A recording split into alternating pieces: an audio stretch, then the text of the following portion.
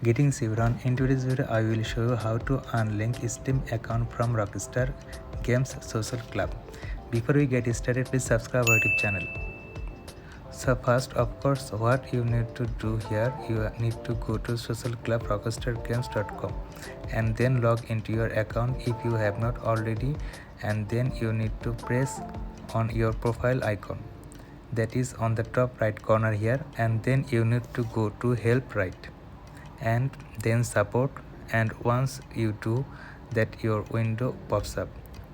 We need to wait for a few seconds, but you just need to press on social club here, and then you need to press on social club account and then account linking, and then as you can see here we need to wait for 6 seconds again.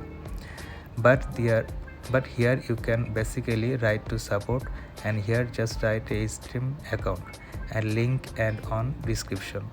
What need to be here, I just found an article that says, as you can see here, please submit support request to disconnect your Steam account from your social club account with the following information.